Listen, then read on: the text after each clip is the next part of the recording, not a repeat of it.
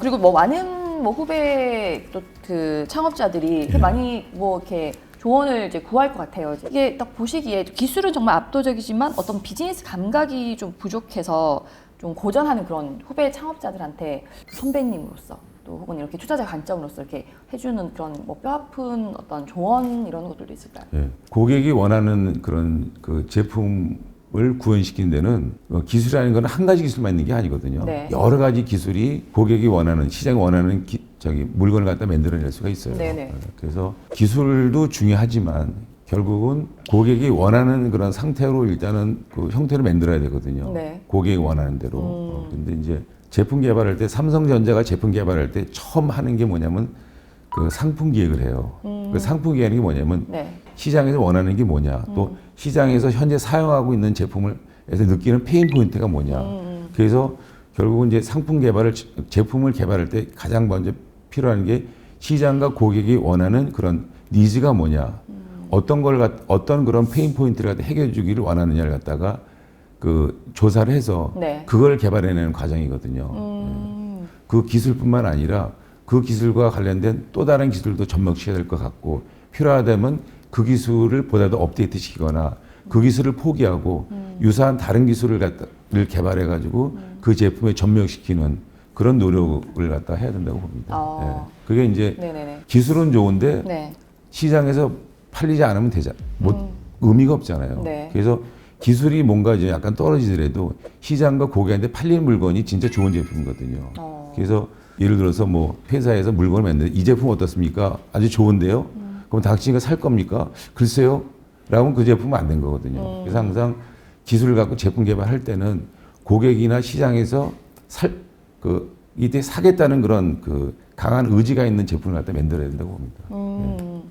그 고객의 눈을 이해하는 그렇죠. 거에 예. 더 많은 시장과 치열한 고객, 분석과 고민이 더 필요하겠네요. 그러니까 기술이라는 거는 고객과 시장이 원하는 그런 그 제품을 갖다 만들어내는 데 있어서 하나의 어떤 그런 수단이 되는 거지 그게 전부는 아니거든요. 네.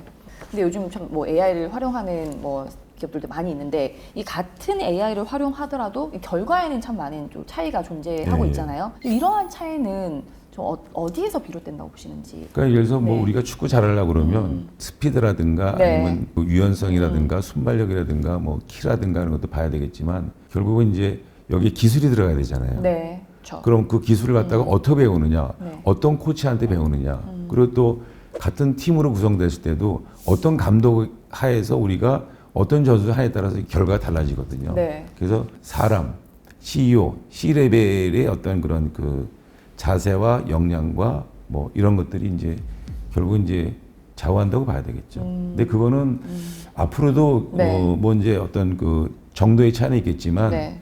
그거는 뭐 가야 되지 않을까 이렇게 생각이 듭니다. 그러면 이렇게 정말 지금까지 수천 개의 기업을 좀 심사를 해오셨잖아요. 네. 그런 어떤 그 투자자의 어떤 촉이 네. 그 AI 알고리즘보다 좀 앞선다고 느끼는 순간도 있었을까요? 당연히 그렇죠. 네, 그럴 네. 때는 언제가 좀 그렇게 많이 느꼈어요? 벤처 투자 1세대들한테 이제 지금 다 거의 은퇴했지만 네. 전열적에서 물어보게 되면 당신은 어떤 기준으로 투자를 결정했냐, 1순위가 뭐냐라고 하면 결국 사람이거든요. 사람 보고 했다. 기술이 어디 있습니까? 기술도 결국 사람 안에 있는 거거든요. 경영 역량도 사람 안에 있는 거거든요. 그래서 결국은 사람을 못 투자하는 거거든요.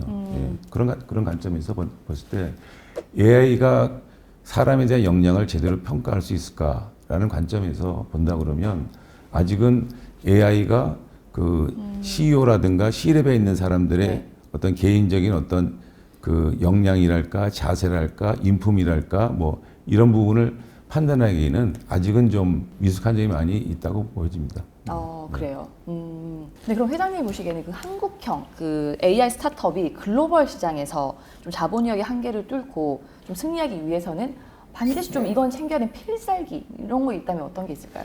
AI 분야가 상당히 넓거든요. 네. 넓기 때문에 AI 업체로서 독자적인 알고리즘을 갖고 하는 것보다는 지금은 오픈 그런 소스들이 많이 있기 때문에 그걸 갖고 내 분야에 잘 적용을 해서 내 분야에서 경쟁력을 갖게 하면 되는 거거든요. 그러니까 AI 생태계에서 AI 이 업체들하고 붙는다는 거는 현재로서는 좀 약간 리스크가 너무 크기 때문에 오픈된 알고리즘을 갖고 내 사업에 그 적용을 해서 AX화 시키는 그런 역량이 필요한 거죠. AX화 시킨 역량이 필요하다.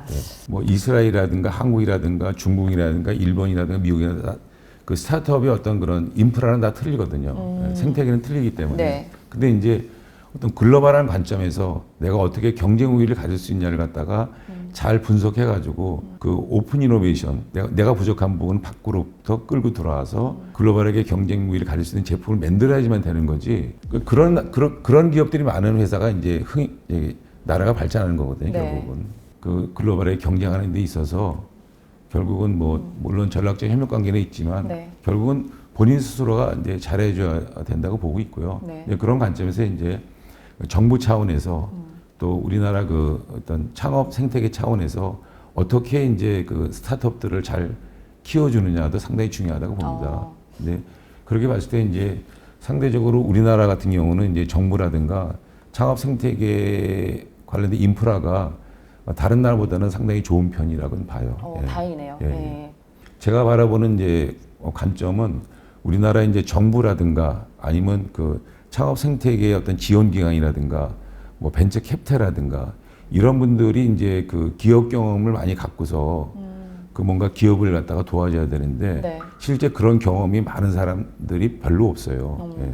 그러다 보니까 케이스를 크게 본다면 액티브 지원 기관이냐 투자 기관이냐 아니면 패시브 지원 기관이냐 투자 기관이라고 그렇게 크게 나누거든요. 네. 미국 같은 경우는 지원 기관은 엄청나게 약해요. 네. 그렇지만 투자 기관에 종사하는 사람들이 과거에 이제 스타트업을 경험해가지고 엑시테가 돈을 갖고 자기가 잘하는 분야에 이제 투자하면서 이제 키우는 그런 액티브형인데 네. 우리나라 같은 그 VC 같은 경우에 보더라도 기업에서 어떤 한 부분야만 담당에다가 이제 그 나와서 뭐 과장이나 차장이나 뭐 임원 초기 때 나와서 벤처 투자업계에 들어가기 때문에 기업에 대한 전반적인 그런 걸 잘 몰라요. 예, 그렇기 때문에 우리나라의 어떤 그런 그 투자 기관이라든가 지원 기관은 네. 패시브형이다.